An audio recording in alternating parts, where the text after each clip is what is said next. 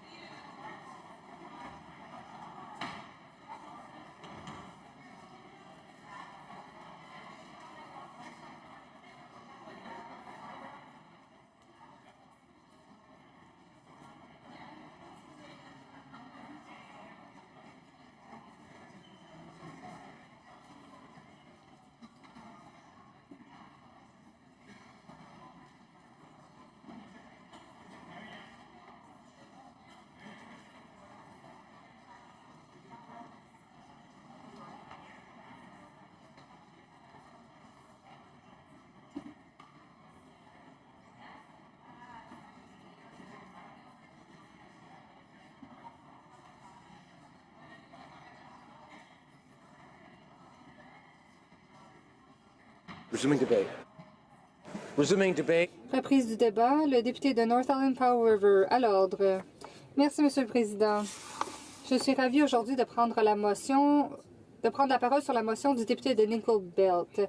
À titre de porte-parole néo-démocrate relativement aux aînés, je crois qu'il est important de faire valoir les opinions des aînés ici en cette Chambre. Cette motion demande une étude sur le développement d'une stratégie nationale pour les aînés. Le NPD demande une stratégie nationale sur les aînés depuis longtemps. Après des années d'inaction des libéraux et des conservateurs, il est bien de voir une motion libérale à cet égard. Après avoir organisé 11 réunions communautaires dans ma circonscription de North Island Powell River relativement aux questions liées aux enjeux, les gens avec qui je travaille étaient clairs. Ils veulent des mesures. Les centaines de participants avaient toute une gamme de demandes. Une femme en particulier m'a marquée. Elle est venue quelques jours après le décès de sa mère. Les larmes aux yeux, elle m'a dit que sa mère était tombée entre les mailles du filet en matière de soins et qu'elle était épuisée pendant ce processus difficile. À titre de fille, elle se sentait impuissante. Elle m'a dit: il faut passer de la parole aux actes maintenant. Je suis d'accord avec elle, Monsieur le Président. Cette motion vise à créer une étude qui permettrait d'aider le gouvernement à établir une stratégie. Les Canadiens peuvent voir quelles seraient les répercussions de cette motion. S'il est adopté, quelques mois plus tard, nous aurons un rapport parlementaire. Ma préoccupation est que le temps des rapports est révolu. Il faut passer à l'action. L'approche récente adoptée par le gouvernement en matière d'entente en santé bilatérale fait en sorte que je demeure sceptique relativement à l'adoption d'une stratégie. Trop d'aînés tombent entre les mailles du filet et les familles ont de la difficulté. Il faut tenir compte de cette situation. La population du Canada vieillit rapidement. Pour la première fois, il y a plus de gens âgés de plus de 65 ans qu'il n'y a d'enfants âgés de 0 à 14 ans. En 2036, les aînés représenteront 25 de la population. Les gens âgés de 85 ans et plus représentent la tranche d'âge qui croît le plus rapidement au Canada. Cette tranche de la population a cru de 127 entre 1993 et 2013.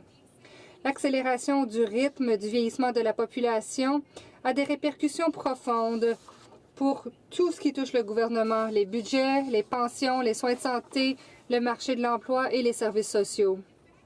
En fait, Monsieur le Président, s'occuper d'un parent âgé coûte aux Canadiens 33 milliards de dollars en dépenses et en congés.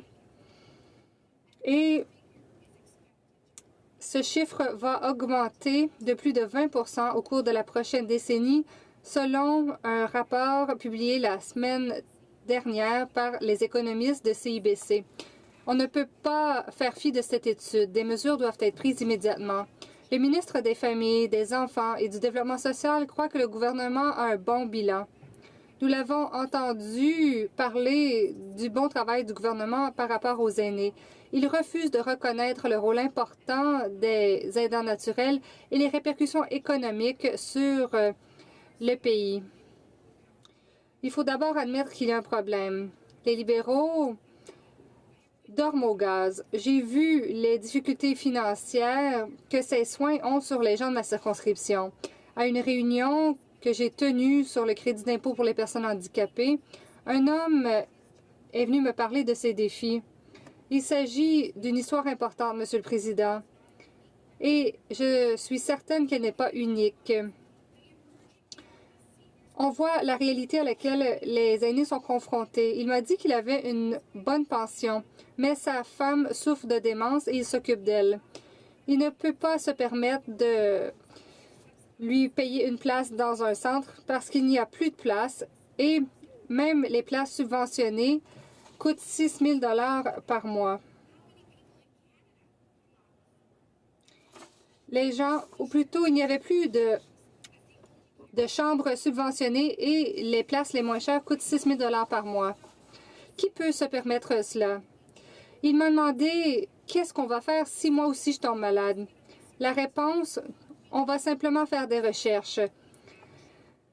Mais ça ne veut rien dire pour les gens qui ont besoin d'action maintenant. Les néo-démocrates croient qu'il faut répondre aux défis liés au vieillissement de la population. Cette motion est un pas dans la bonne direction, mais elle ne garantit pas de mesures sauf d'autres études. Il est décevant que le député ait pris la chance de présenter une motion pour que le gouvernement se targue des changements apportés par le passé. Le gouvernement ne peut pas s'en sortir en faisant quelque chose de symbolique sans prendre de vraies mesures. Cette motion tente de vanter le travail fait par le gouvernement pour protéger les libéraux de leurs vrais échecs en matière de soins aux aînés. Encore une fois, ils tentent de prendre le crédit pour le travail néo-démocrate sans prendre de vraies mesures. Bien que la mesure chante les louanges des libéraux, elle ne mentionne pas que les libéraux n'ont pas donné lieu à leur promesse électorale d'indexer la sécurité de la vieillesse et le supplément de revenus garanti. Ils n'ont pas investi dans les soins à domicile, ils n'ont pas rendu les médicaments sous ordonnance plus abordables, ils n'ont pas fait du logement abordable une réalité pour les aînés. Les temps d'attente pour la sécurité de la vieillesse et le supplément de revenus garanti sont inacceptables. Et nous savons que les crédits d'impôt ne comblent pas les écarts auxquels les aidants naturels et les familles doivent faire face. Les libéraux ne voient pas la réalité. Trop d'aînés sont aux prises avec la pauvreté et des choix difficiles. Il est temps d'avoir une stratégie qui portera ou qui mènera à l'adoption de mesures. Les femmes âgées sont 2 fois plus susceptibles de vivre dans la pauvreté que les hommes. 30 des femmes âgées vivent en deçà du seuil de la pauvreté. Une stratégie nationale devrait non seulement améliorer la vie des aînés, mais retirer les inéquités auxquelles doivent faire face les femmes aînées. Un nouveau rapport du CCPA-BC sur la pauvreté et l'inéquité chez les aînés de la Colombie-Britannique offre un portrait alarmant de la situation sur le terrain. La pauvreté en Colombie-Britannique est passée de 2,2 % en 1996 à 12,7 % en 2014. 42 % des aînés de la Colombie-Britannique ont des besoins de base en matière de logement. J'ai trop entendu parler d'aînés qui ont des difficultés. Ils doivent choisir entre l'épicerie et les médicaments ou ils doivent se séparer de leur partenaire parce que le fait qu'un partenaire soit en soins à long terme laisse l'autre dans la pauvreté. Voilà certains des exemples. Cette motion doit être amendée pour reconnaître les déterminants sociaux de la santé, la prévention des maladies, les traitements médicaux et les soins, le soutien aux aidants, les soins de fin de vie, les médicaments, le logement abordable et la création d'un défenseur des aînés. Une stratégie des aînés pourrait réduire les coûts de soins de santé. Monsieur le Président, c'est la bonne chose à faire du point de vue social et du point de vue financier. L'Institut canadien de l'information de la santé signale que bien que les aînés représentent moins de 15 % de la population, ils consomment environ 45 % des dépenses publiques en santé. Le gouvernement ne peut plus attendre. La recherche a été publiée et il est temps d'agir. Les gens du Canada ne peuvent pas attendre. Les aînés de ce pays ont travaillé fort pour bâtir une société de prospérité, de générosité et d'institutions fiables et ils continuent de faire des contributions précieuses. Notre pays leur doit cette responsabilité. Personne ne devrait avoir à vieillir dans la pauvreté, dans l'insécurité et dans l'isolement. Le vieillissement est de plus en plus difficile. Les Canadiens vieillissent et ils sont de plus en plus vulnérables. Il est important de continuer à demander une stratégie nationale pour les aînés. Nous devons veiller à ce que nos institutions et les services publics soient solides et prêts à répondre aux défis d'offrir des services nécessaires de façon efficace. Je vais soutenir cette motion, mais je le fais avec espoir et hésitation. J'espère que cela va mener à un vrai plan d'action. C'est ce dont nous avons besoin relativement à cette question urgente. Les Canadiens méritent ce qu'il y a de mieux. Le député de South Shore St. Margaret's. Merci, Monsieur le Président. Je suis ravie aujourd'hui de prendre la motion relativement à la motion M106, relativement à un cadre national pour les aînés. Ma circonscription compte de nombreux aînés. En fait, 20 % des résidents de South Shore St. Margaret's ont plus de 65 ans. Les aînés partout au pays font face à de nombreux défis. Mais je sais que les aînés en milieu rural et isolés sont souvent plus isolés que leurs pairs urbains. Partout au pays, des organismes offrent des services aux aînés qui leur permettent de vivre dans la dignité et la sécurité. Ces organismes veillent aussi à ce qu'ils ne soient pas victimes d'abus et d'exploitation. Je les remercie. Malheureusement, Monsieur le Président, ces programmes, souvent, ne peuvent pas aider tous les gens dans le besoin. Et trop d'aînés tombent entre les mailles du filet et deviennent vulnérables aux crimes et aux abus en raison d'un manque de logements abordables, de mauvais soins de santé, d'un faible taux d'alphabétisme, entre autres. C'est pourquoi il est important que le gouvernement reconnaisse que les aînés ont besoin d'attention soutenue de la part du gouvernement comparativement à d'autres segments de la population. Nous savons que certains aînés sont plus vulnérables que d'autres et font face à des situations financières difficiles. C'est pourquoi, dans le budget de 2016, notre gouvernement a augmenté le supplément de revenu garanti de 947 $ annuellement, ce qui a aidé à donner plus d'argent aux aînés les plus vulnérables de nos communautés.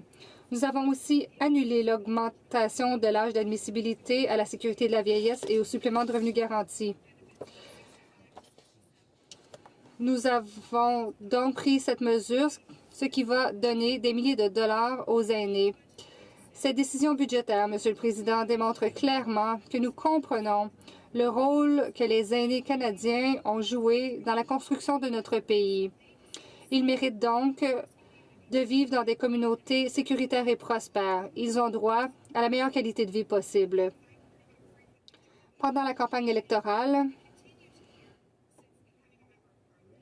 on m'a souvent parlé d'un meilleur accès aux soins à domicile.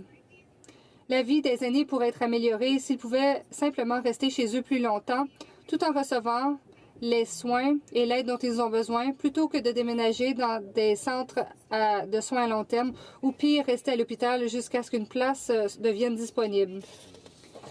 C'est important pour mes commettants que dans le budget de 2017, nous ayons investi 6 milliards de dollars pour améliorer l'accès aux services de soins à domicile. Un meilleur accès aux soins à domicile profitera non seulement à nos aînés en leur permettant de rester chez eux, mais ce sera aussi profitable pour le système de soins de santé en libérant des lits pour les gens sur les listes d'attente. Les aînés profitent aussi d'autres investissements sociaux dans nos communautés. Par exemple, le logement abordable, les infrastructures culturelles et de loisirs, le transport en commun. Tout cela est bien pour la société dans son ensemble, mais surtout pour les aînés. Notre gouvernement versera 5 milliards de dollars à un nouveau Fonds national sur le logement, 3,2 milliards pour les priorités en matière de logement abordable, 1,8 milliard pour les infrastructures culturelles et de loisirs et 20,1 milliards de dollars pour soutenir le transport en commun au pays. Tous ces investissements ont une incidence positive et directe sur la vie des aînés et ceux qui les soutiennent. Nos personnes âgées connaissent aussi des problèmes de santé mentale.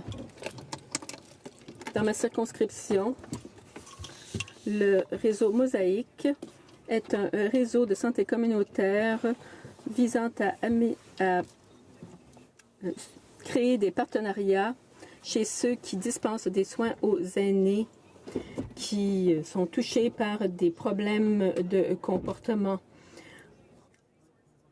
Au sein de ces réseaux, les intervenants peuvent faire de la sensibilisation, augmenter leurs connaissances, partager les pratiques exemplaires et leurs ressources. C'est grâce à des organisations comme Mosaïque, que notre gouvernement soutient, que nous pouvons nous assurer que les parties prenantes en matière de santé ont les ressources dont elles ont besoin. Notre gouvernement s'est engagé à investir 5 milliards de dollars dans les initiatives de santé mentale.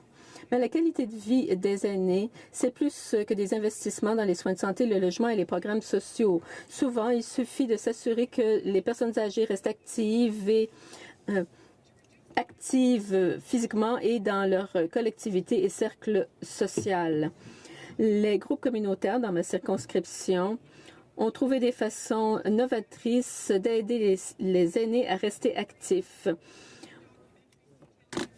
On organise des activités comme la production de documentaires sur leurs expériences, la présentation de pièces de théâtre et la tenue d'ateliers d'artisanat, entre autres, aide les aînés à rester actifs physiquement et mentalement. Cette année, dans South Shore St. Margaret's, on accueillera les Jeux provinciaux 55+ en septembre. Des personnes âgées de toute la Nouvelle-Écosse se réuniront dans le comté de Lunenburg pour participer à des activités comme le crib et d'autres. J'aimerais souligner la contribution de Advance Lunenburg County qui a beaucoup fait pour attirer cet événement dans notre région. Les organisations et les programmes qui travaillent auprès des personnes âgées comptent sur des bénévoles dévoués, surtout dans les régions rurales. Les bénévoles consacrent d'innombrables heures à préparer des repas, à fournir des services de taxi ou tout simplement à rendre visite aux personnes âgées. Les organisations d'aînés travaillent aussi en collaboration avec bien des groupes communautaires, des organisations de soins de santé et des services de police. Dans ma circonscription, les corps policiers sensibilisent les aînés à la sécurité personnelle et en travaillant à la prévention du crime auprès des aînés. Il est important que le gouvernement reconnaisse qu'il y a bien des intervenants qui sont actifs dans le soutien aux personnes âgées. Nous réalisons de grands progrès dans ce dossier dans ma circonscription et partout au pays. Toutefois, comme notre premier ministre l'a souvent dit, on peut toujours faire mieux et je crois que nous pouvons faire plus pour répondre aux besoins des Canadiens vieillissants. De plus en plus de Canadiens, d'ailleurs, approchent de l'âge d'or et nous devons faire mieux. Avant de terminer, je tiens à remercier sincèrement tous les groupes communautaires, les agents de police, les professionnels de la santé, les prestataires de soins à domicile et les visiteurs qui prennent un peu de temps pour embellir la vie des aînés. Je suis ravie d'appuyer la motion 106 car j'estime qu'il est important pour la Chambre de montrer son engagement à l'égard des aînés, de montrer aussi qu'elle est à l'écoute et qu'elle veut et que le gouvernement veut agir. J'encourage tous mes collègues à appuyer la motion et je remercie mon collègue de Nickel Belt de l'avoir déposée. Reprise du débat, le député de Langley-Aldergrove. Merci, Monsieur le Président. C'est un honneur pour moi de prendre la parole sur la motion 106. Je remercie le motionnaire, le député de Nickel Belt. Monsieur le Président,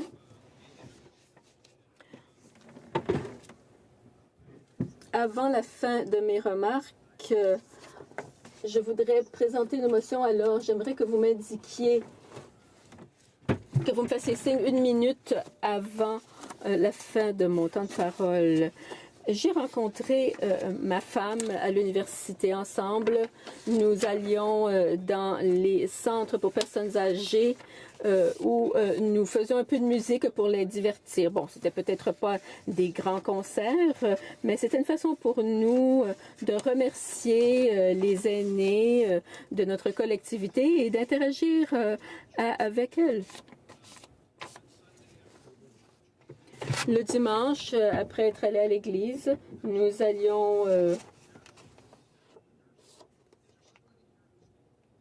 au restaurant, ou plutôt nous allions dans les centres de personnes âgées et nous demandions y a-t-il quelqu'un qui n'a jamais de visiteur?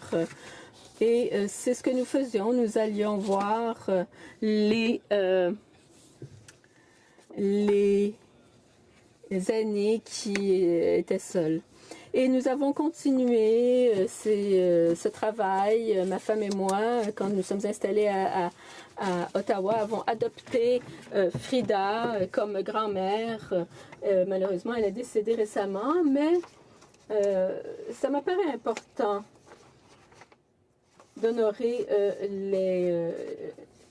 les aînés du pays. J'aimerais bien pouvoir appuyer le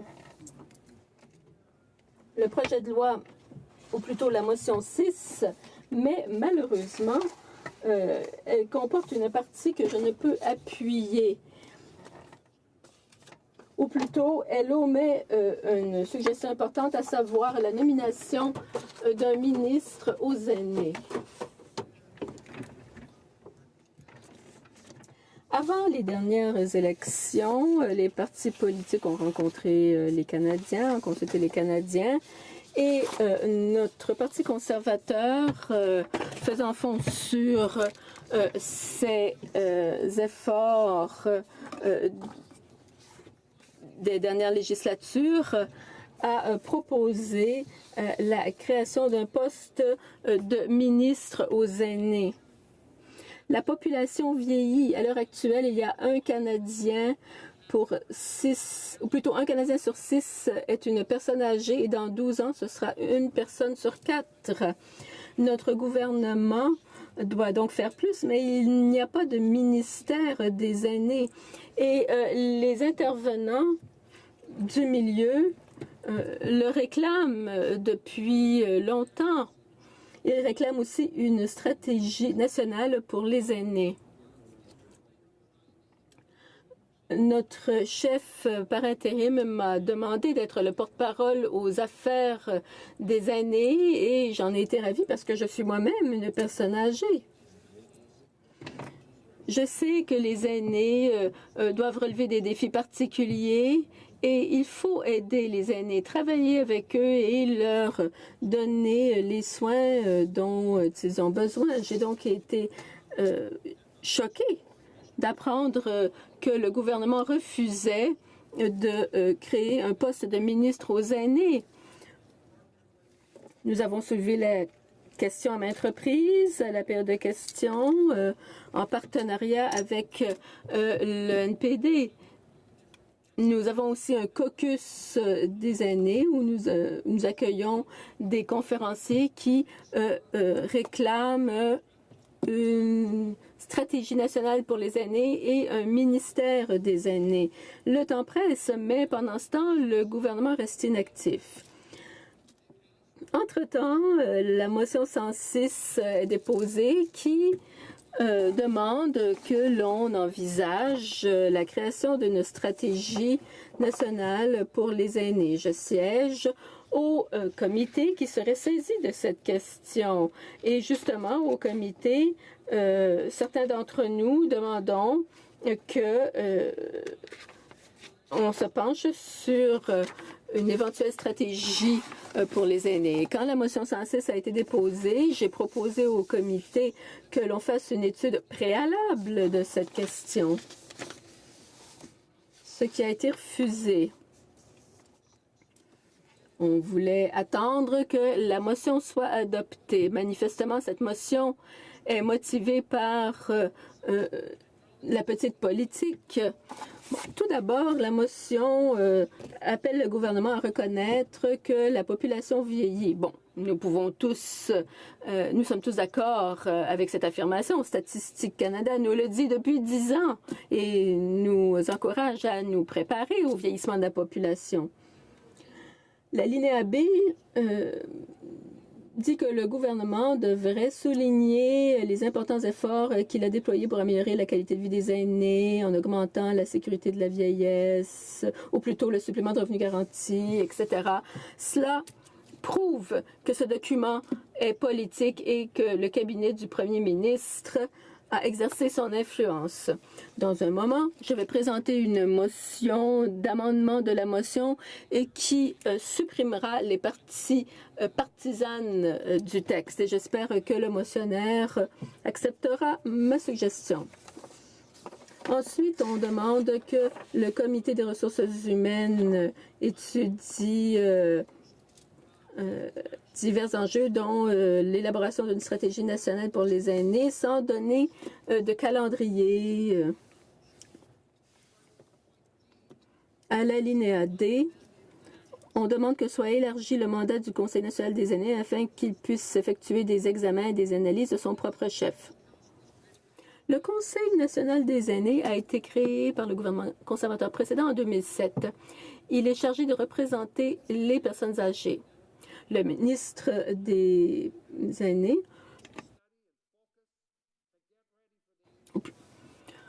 ou plutôt le premier ministre, manifestement, préfère ne pas nommer de ministre aux aînés et laisser le Conseil national des aînés faire ce qui lui plaît. Cela suffit pour que je rejette sa motion si elle n'est pas supprimée ou modifiée, dis-je. Monsieur le Président, la majorité des Canadiens avec lesquels je me suis entretenue souhaitent qu'on élabore une stratégie nationale pour les aînés et qu'on nomme un ministre aux aînés. L'intervenante précédente a dressé la liste de ce que le gouvernement devrait faire, mais elle n'a pas traité de la motion 106, qui, à mon avis, est lacunaire. Nous sommes prêts à appuyer l'étude d'une stratégie nationale pour les aînés, mais certaines parties de la motion ne peuvent être appuyées par notre parti. La semaine dernière, quand on a demandé au secrétaire parlementaire à la santé ce que le gouvernement dit je pourrais faire pour aider les Canadiens vieillissants, a répondu en parlant de l'aide médicale à mourir.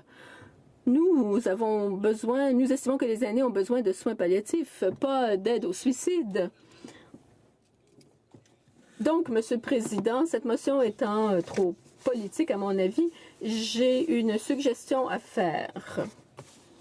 Je propose donc la motion suivante en toute bonne foi. Je propose, appuyé par le député, dis-je, de Nord-Okanagan-Shuswap, que la motion 106 soit modifiée par substitution à l'alinéa B de ce qui suit, nommer un ministre aux aînés et par suppression de l'alinéa D. Merci, Monsieur le Président.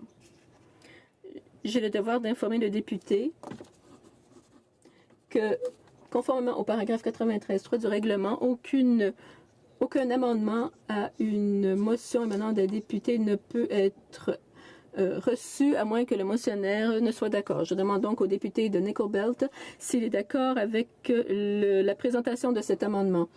Le député de Nickel Belt? Non, Monsieur le Président, je ne suis pas d'accord.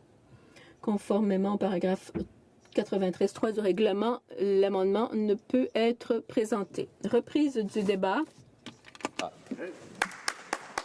Monsieur le Président, il me fait plaisir de me lever en Chambre aujourd'hui pour parler de nos aînés. Ils représentent une part croissante de notre population et sont ceux qui ont travaillé fort pour bâtir notre économie et obtenir les acquis sociaux dont nous jouissons aujourd'hui. Notre système social actuel a été conçu à une époque où les aînés ne représentaient qu'une petite part de la population et ce n'est plus efficace pour répondre aux problématiques actuelles. En 2035, ce seront 25 de nos concitoyens qui feront partie des gens de l'âge d'or. C'est aujourd'hui qu'il nous faut agir pour préparer l'avenir, Monsieur le Président. Dans ma circonscription de Saint-Hyacinthe-Bagotte, nombreux sont les organismes qui se mobilisent déjà au quotidien pour améliorer les conditions de vie de nos aînés. D'ailleurs, je pense notamment aux multiples fédérations de l'âge d'or du Québec qui permettent à nos concitoyens de continuer d'entretenir des liens sociaux, de garder la forme et qui luttent contre l'isolement. Ce sont quelques 17 000 aînés qui font partie de ce réseau. Dans mon comté, les bénévoles des centres de bénévolat de Saint-Hyacinthe et d'Acton réalisent également un travail formidable, notamment par la popote roulante, en distribuant de la nourriture à celles et ceux qui sont dans l'incapacité de cuisiner ou de se déplacer. Les aînés sont aussi une ressource incroyable pour notre société. Ils sont parmi ceux qui s'engagent le plus dans les associations et les organismes à but non lucratif. Leur dévouement inspire notre respect et bon nombre de ces organismes auraient du mal à fonctionner sans le bénévolat de nos citoyens les plus âgés. D'ailleurs, pour certains organismes, je ne sais pas ce qui leur arrivera après que cette génération ne sera plus là. Il est de notre responsabilité, en qualité de députés, d'aider et de promouvoir ces formes d'engagement si précieuses à nos communautés. Pour moi qui ai travaillé des années dans le communautaire, je sais à quel point nos doyens représentent une aide précieuse dans la création et le renforcement du lien social entre les citoyens.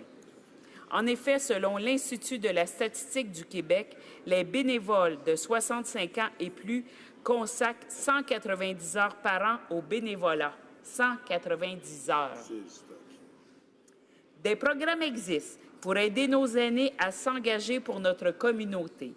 C'est notamment le cas du programme Nouveaux Horizons pour les aînés qui permet d'obtenir des financements pour promouvoir le bénévolat chez les aînés, les inciter à participer à la vie de leur collectivité, à accroître la sensibilisation aux mauvais traitements, à appuyer la participation et l'inclusion sociale et à fournir une aide à l'immobilisation pour les projets et programmes communautaires. Les demandes de subventions sont ouvertes jusqu'au 23 juin et j'invite tous les organismes et municipalités de ma circonscription à déposer un dossier pour leur permettre de pouvoir continuer leur engagement. Cependant, la plupart de nos aînés vivent dans des conditions difficiles aujourd'hui.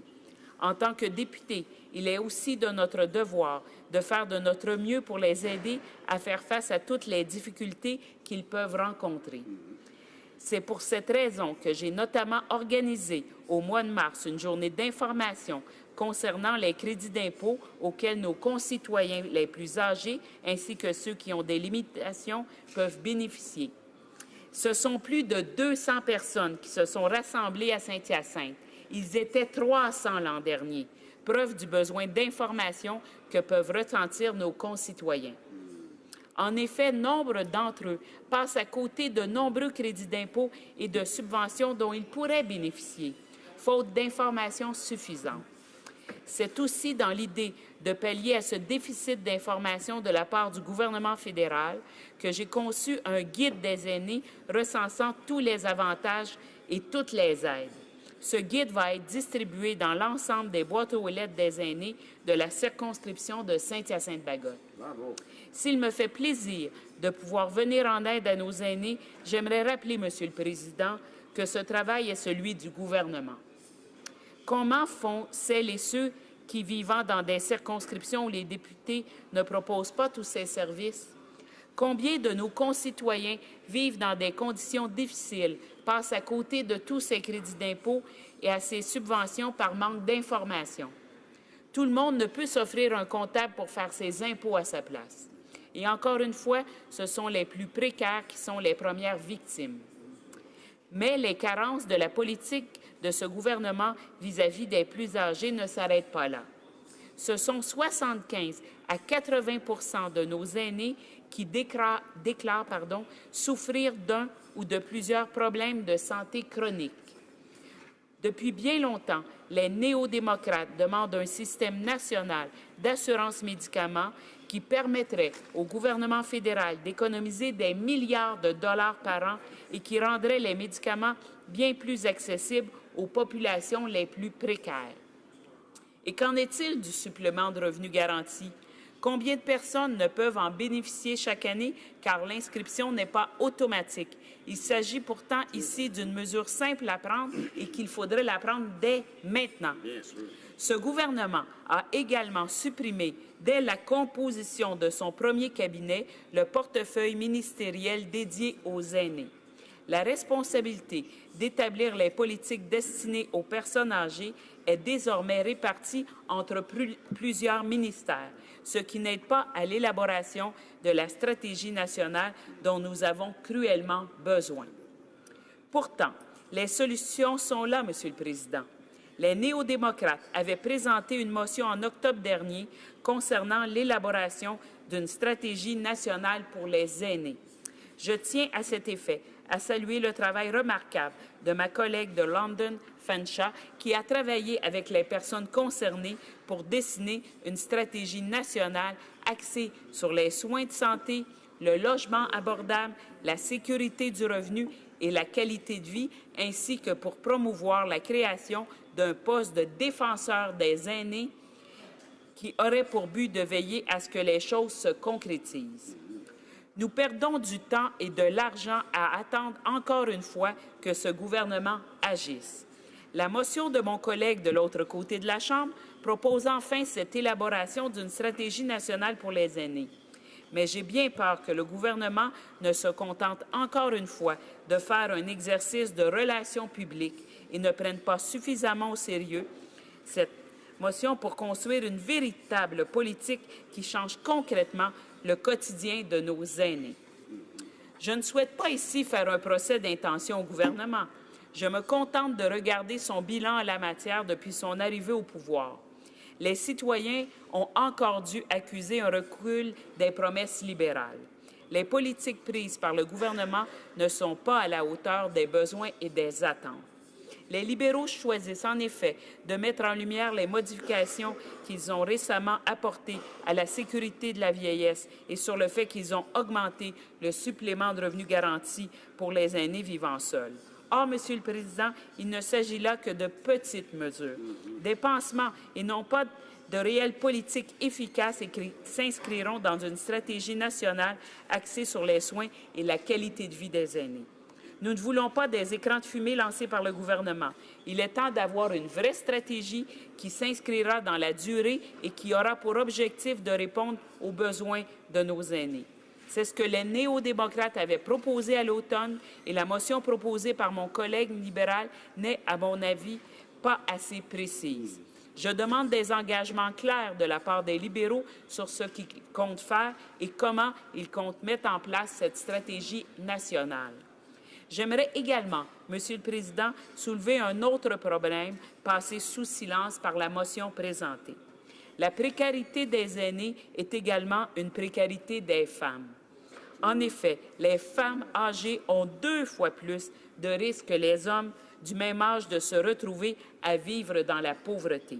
C'est un total de 30 d'entre elles qui vivent sur le seuil de la pauvreté. À l'évidence, une stratégie nationale sur les aînés doit comprendre une stratégie spécifique visant à lutter contre la précarité des femmes âgées. Dans ma circonscription, j'ai rencontré des aînés qui vivent sous le seuil de la pauvreté. Ils attendent que le gouvernement fédéral fasse preuve de leadership et agisse nationalement pour s'assurer que tous ces gens d'un océan à l'autre puissent avoir accès au soutien qui leur est nécessaire pour pouvoir continuer à vivre décemment dans leur communauté. Et en conclusion, Monsieur le Président, il nous faut penser à cette génération qui a forgé nos communautés, ces aînés de demain. À chaque fois que les libéraux reculent sur ce sujet, ce sont de plus en plus de gens qui souffrent. Les néo-démocrates s'engagent et agissent depuis longtemps pour soutenir nos aînés. Il est temps que ce gouvernement prenne ses responsabilités et se décide à agir au plus vite. Merci, Monsieur le Président. Bravo, excellent. Reprise du débat, l'honorable député de Sackville, Preston, Chesapeake. Merci beaucoup. Thank you, Mr. Speaker. Merci, Monsieur le Président. Je suis très heureux de prendre la parole en cette Chambre ce soir pour représenter ma grande circonscription de Sackville-Preston-Chesapeake, que vous connaissez très bien, qui est en banlieue d'Halifax et de Dartmouth, une région importante pour toute la communauté. Je suis très heureux de prendre la parole sur les aînés. C'est un sujet qui me tient à cœur et qui tient à cœur aux Canadiens. Je voudrais remercier mon collègue de Nickel Belt qui a parrainé cette motion. Cette motion est un grand pas en avant vers... J'espère qu'un jour, nous aurons une stratégie nationale pour les aînés. Mais c'est important d'avoir une discussion là-dessus, de regarder tous les éléments pour voir comment on peut créer un cadre qui nous permettra d'atteindre cet objectif le plus rapidement possible. N'oublions pas qu'il y a un gros virage démographique au Canada. C'est un gros enjeu, un enjeu dont il faut parler, qu'il faut étudier, qu'il faut analyser pour trouver des solutions, pour proposer des solutions. Depuis 2011, Monsieur le Président, depuis 2011, on a assisté à une augmentation de 20% au Canada du nombre d'aînés de 65 ans et plus. Je devrais vous expliquer que je parle des gens de 65 ans et plus, surtout parce que dans certaines régions du pays ou aux États-Unis, on parle de 55 ans et plus, mais moi, je vais parler des gens de 65 ans et plus et ceux qui se joindront bientôt à cette catégorie, cette tranche d'âge. Dans la région atlantique, nous avons le plus grand nombre d'aînés par habitant au pays. Donc, quels que soient les défis au Canada, eh bien, ils sont encore plus marqués dans notre région de l'Atlantique. Et j'ajouterai à cela qu'en Nouvelle-Écosse, nous connaissons le deuxième nombre le plus élevé, avec une petite différence de 0,1 par rapport au Nouveau-Brunswick. Donc, c'est un nombre très élevé en Nouvelle-Écosse du nombre de personnes de 65 ans et plus. Mais c'est important d'indiquer que dans ma circonscription de Sackville-Preston-Chesapeake, nous battons les records de la Nouvelle-Écosse avec 33,9%, une augmentation de 33,9% depuis 2011. C'est une augmentation très marquée et même énorme du nombre d'aînés. C'est un des exemples des défis que nous devrons relever. D'un autre côté, ce qui est important, c'est de ne pas oublier que les aînés vivent plus longtemps aujourd'hui. C'est une bonne nouvelle pour nous tous. Nous avons assisté à une augmentation. Donc, 20% d'aînés en plus vivent au-delà de 65 ans. 40% d'aînés en plus, dépasse le cap des 100 ans. Ça, c'est depuis 2011. Ce sont quand même des chiffres très élevés. C'est pour cela que nous ne devons absolument pas juste examiner cette question, mais comme mon collègue de Nickel Belt l'a dit, il faut aussi saisir les possibilités que tout cela nous offre. Je le remercie pour cette motion. Je crois que ces discussions peuvent mener à quelque chose de très positif pour avoir une politique nationale. Parlons des aînés. Les aînés, vous savez, bon nombre des aînés aujourd'hui, moi je me souviens à l'époque, après 55 ans, on disait, bon, c'était l'âge de la retraite, mais maintenant les aînés travaillent beaucoup plus longtemps. C'est très positif. Et les aînés réussissent énormément parce qu'ils ont les compétences et les connaissances nécessaires. Nous avons remarqué que les aînés, soit avant la retraite ou à l'âge de la retraite, envisagent de démarrer une entreprise. Ceux qui ont une entreprise la gardent pendant 5 ans, même plus. Et c'est là que toute la différence de ceux qui réussissent. Les aînés qui démarrent une entreprise réussissent à 70%, alors que les plus jeunes ne réussissent qu'à 30% environ. Les aînés, il faudrait que les aînés s'impliquent davantage dans les affaires. Comment y parvenir? Eh bien, c'est la question dont j'aimerais vous parler. Notre gouvernement a un rôle à jouer là-dedans. Un rôle à jouer pour promouvoir la participation des aînés. Il faut parler aux intervenants pour engager des aînés. C'est extrêmement important. Je crois que nous devons continuer de travailler à ce niveau. Il y a des aînés qui décident de partir à la retraite. Bien sûr, c'est une excellente option, puisqu'après avoir travaillé de nombreuses années, c'est une option qui s'offre à eux. C'est quelque chose de très positif. Mais n'oublions pas, Monsieur le Président, que les aînés à la retraite, les aînés ne restent pas chez eux. Ils restent actifs, ils font beaucoup de bénévolat au sein de leur collectivité, ils font du bénévolat dans différents organismes, ils contribuent à la vie communautaire.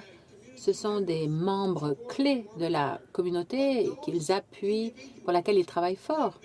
Ces personnes ont aussi des obstacles à surmonter et c'est le genre de conversation qu'il nous faut avoir. Nous devons parler des obstacles pour les aînés. Comment pouvons-nous les aider à surmonter ces obstacles, notamment la question des coûts. Les coûts pour participer à toutes ces activités, à faire du bénévolat, c'est la question du transport, c'est un autre obstacle. Et un autre obstacle aussi, c'est de savoir quelles sont les possibilités ou les débouchés. Il faut faire un meilleur travail de communication pour que les aînés s'impliquent davantage, parce qu'on a besoin d'aller puiser dans ces ressources. Ces personnes, ces aînés, ont les compétences, les connaissances et la volonté pour contribuer à nos collectivités. Ça, c'est un atout dont il faut profiter. Monsieur le Président, j'aimerais aussi partager que dans un rapport en 2014 par l'Institut canadien sur la santé, qui partageait que, si vous voulez, que 45% des dépenses en santé et vers les personnes, les aînés, mais cela tenant en tête que seulement 15% des aînés sont représentés à ce groupe-là. Donc, il n'y a pas de doute que cela met de la pression, mais c'est pour cette raison-là que nous devons trouver des moyens d'appuyer ces gens afin de limiter le besoin en santé et puis les maladies chroniques. Donc, comment nous pouvons faire cela? Mais il y a des stratégies qu'on peut continuer de partager, il n'y a pas de question. Mais certainement, c'est la vie saine et puis être active. Ça va certainement aider. Il faut trouver, d'assurer qu'on a des moyens d'appuyer les personnes aînées de ce côté-là qui est essentiel pour utiliser, bien sûr, la valeur. Now, Mr. Speaker. Maintenant, Monsieur le Président, j'aimerais aussi vous dire qu'il y a une pauvreté grandissante chez les aînés. C'est un gros enjeu dont mes collègues ont parlé aujourd'hui. C'est un problème dont il faut continuer de parler pour y trouver des solutions. Par exemple, en Nouvelle-Écosse, 33% des aînés de plus de 65 ans qui sont seuls, qui vivent seuls, sont des aînés à faible revenu. C'est une grosse proportion, il faut continuer de les aider. Le lien, bien sûr, entre ces aînés ou entre le revenu et la bonne santé est un lien indéniable et essentiel. Si le revenu est meilleur, les gens peuvent rester plus actifs et leur santé en est améliorée et ces personnes peuvent continuer de contribuer à l'économie et à la société. Je sais qu'il ne me reste que 2 minutes, mais j'aimerais vous dire ce que nous avons fait. Le supplément de revenu garanti a été bonifié.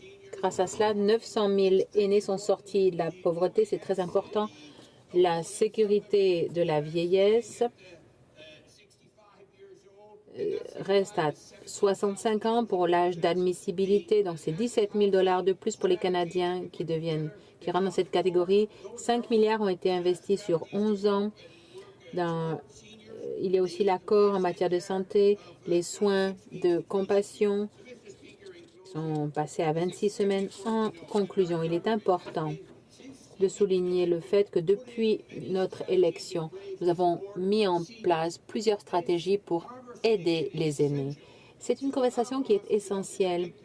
Il faut regarder le tableau d'ensemble pour avoir une stratégie nationale pour les aînés qui sera bonne pour tous les Canadiens.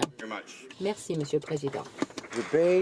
Reprise du débat. Le député de Yellowhead, je dois l'informer comme il le sait que je risque dans 4 minutes de l'interrompre pour donner le droit de réponse au parrain de la motion. Le député de Yellowhead. Merci, Monsieur le Président.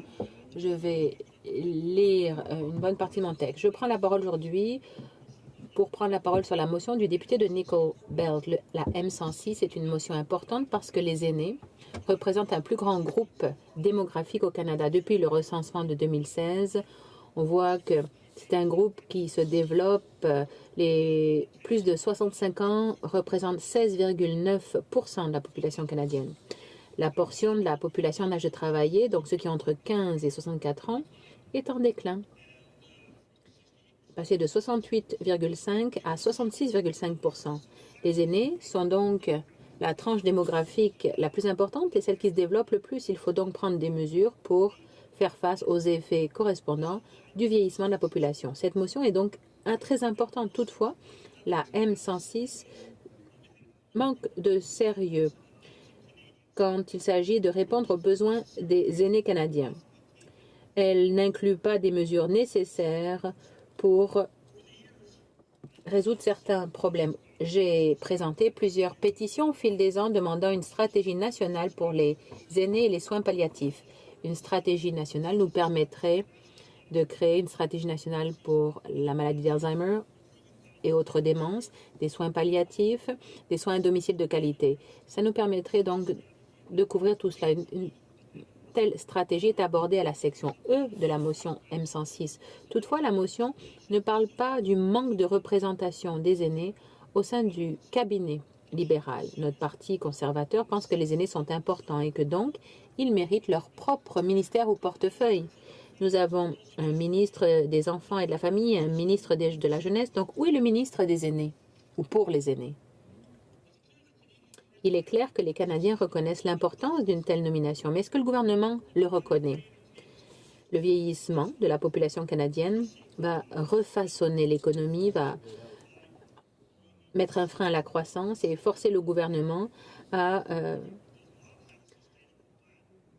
aider un nombre grandissant d'aider à partir d'un bassin qui se rétrécira de contribuables. Plutôt qu'un plan, les libéraux ont plongé notre pays dans la dette. En fait, le budget 2017 a proposé que très peu pour les aînés. Plutôt que de présenter des mesures fiscales qui auraient rendu la vie plus abordable à ceux qui ont un revenu fixe, eh bien, il y a toutes sortes de ponctions fiscales ou des crédits d'impôt pour les aider, pour les aînés qu'on leur retire, comme celui pour le transport en commun et autres. Ça ne suffit pas pour répondre aux besoins de notre population vieillissante. Un autre problème dans la motion M106, c'est la partie B, qui vise à restaurer l'âge d'admissibilité à la sécurité de la vieillesse à 65 ans. Tout le monde sait que les Canadiens vivent plus longtemps, sont plus en santé. Donc, le programme de la sécurité de la vieillesse doit refléter cette nouvelle réalité et offrir d'autres options pour les gens qui travaillent plus longtemps et qui reçoivent des prestations de retraite plus élevées. Le Conseil consultatif, en 2017, a dit aux libéraux qu'ils avaient besoin de résoudre ce problème. La motion M106 va donc à l'encontre de ce que le Conseil consultatif a dit. Si l'âge d'admissibilité à la sécurité de la vieillesse est ramené à 65 ans, dans 13 ans, les coûts vont augmenter de 10,4 milliards de dollars. Et le supplément de revenus garanti va augmenter de 1,2 milliard d'ici 2030. Étant donné la situation économique au Canada, c'est préoccupant que le premier ministre libéral prouve qu'il ne prend pas la viabilité financière à long terme au sérieux. Les aînés canadiens méritent un gouvernement qui va protéger leurs besoins et qui va leur donner des résultats à long terme. Notre ancien gouvernement conservateur avait un bilan robuste pour aider les aînés. Nous avons été transparents en matière pour lutter contre l'abus à l'égard des personnes âgées.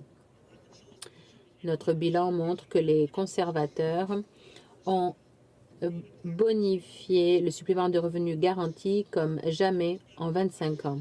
Nous avons créé les comptes d'épargne libre d'impôt. Nous avons aussi prévu des crédits d'impôt ou un allègement fiscal pour les aidants naturels. Nous avons investi 1,4 milliard et 184 000 ménages en ont bénéficié. Je m'inquiète de l'avenir de la population qui vieillit. Le gouvernement libéral continue de se fiche des aînés. Il refuse de nommer un ministre aux personnes âgées. Ainsi, j'exhorte la Chambre à appuyer les amendements proposés à la motion M106. Monsieur le Président, en conclusion, j'avais beaucoup plus à dire et j'aimerais avoir plus de temps, mais je voudrais dire que les aînés jouent un rôle important au sein des familles, des collectivités et des milieux de travail. Ce sont eux qui ont bâti notre pays. Ce sont eux qui contribuent encore de par le bénévolat qu'ils font partout. Je suis fière d'être membre du caucus des aînés. Je suis fière d'être aînée moi-même. Je perds beaucoup de cheveux, comme vous le savez, comme vous le voyez. Monsieur le Président, j'aimerais remercier tous les aînés de ma circonscription et d'ailleurs au Canada qui donnent de leur temps à nos communautés. Est-ce que ce segment de la population ne devrait-il pas avoir sa propre voix au sein du gouvernement? On ne devrait pas parler de chevelure ici. Le député de Nickel Belt. Merci, Monsieur le Président. J'aimerais premièrement remercier tous les collègues qui ont participé dans le débat. Merci à tous les collègues qui j'ai rencontrés, qui ont ajouté la valeur du débat au niveau d'établir une stratégie nationale pour les seniors, que c'est tellement important, comme on a entendu parler, au niveau de la population vieillissante et le besoin nécessaire de prendre action. J'aimerais également remercier le comté de Nickel Belt, toutes les organisations que j'ai rencontrées, qui m'ont donné beaucoup d'informations, qui continuent à s'impliquer et faire parvenir leur intention des mesures concrètes pour établir une stratégie nationale. Également, les nombreux bénévoles que j'ai rencontrés, les familles, les membres de famille qui sont dans les comtés partout au Canada, qui regardent à aider les seniors, aider la qualité de vie pour nos aînés. Un commentaire relié un peu ce qui a été dit tantôt au niveau de mes collègues, au niveau des conservateurs, puis lorsqu'on regarde au niveau de l'action qui a été prise ou vraiment aucune action qui a été prise dans les derniers 10 ans. Lorsqu'on regarde le record des conservateurs dans les derniers 10 ans, on regarde, oui, ils peuvent parler qu'il y avait un ministre qui était un petit peu responsable avec des responsabilités seniors. Bien, qu'est-ce que ça a produit, Monsieur le Président? Qu'est-ce que ça a produit? Ça a produit qu'ils ont augmenté. So they increased Ils ont fait passer l'âge de la sécurité de la vieillesse de 65 ans à 67 ans. Voilà leur bilan. Nous avons un gouvernement qui a augmenté le supplément de revenu garanti de 10 900 000 Canadiens profitent de cette mesure. Voilà les mesures que nous prenons. Nous prenons des mesures. Nous avons une stratégie sur le logement. Nous avons des soins palliatifs, des soins à domicile. Nous prenons des mesures à cet égard.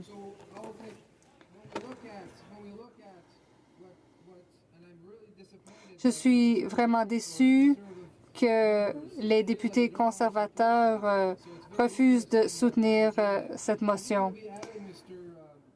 Monsieur le Président, j'aimerais ajouter quelque chose.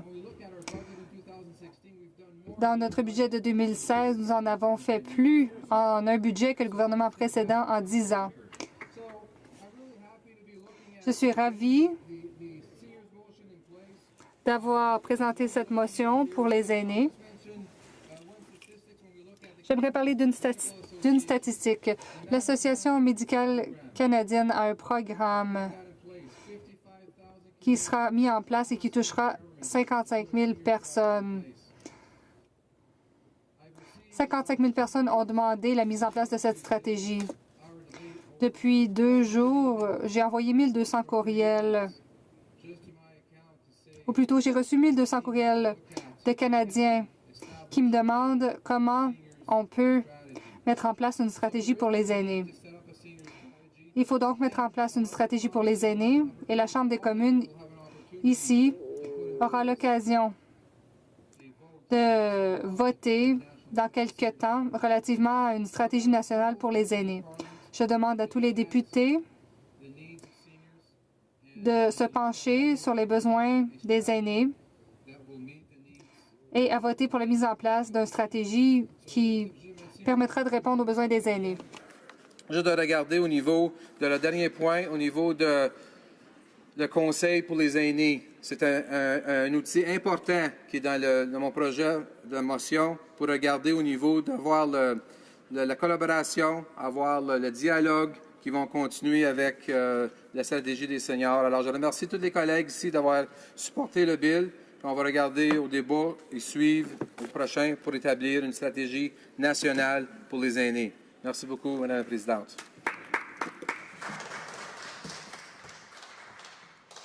The question is as follows. La question est la suivante. M. Serré, appuyé par M. Nault, propose que de l'avis de la Chambre, le gouvernement devrait A. reconnaître que les aînés, c'est-à-dire les Canadiens âgés de 65 ans et plus, constituent un groupe démographique qui requiert l'attention continue du gouvernement, étant donné que leur proportion par rapport au reste de la population canadienne continue d'augmenter. 15 en 2015, 25 d'ici 2035. Suffit?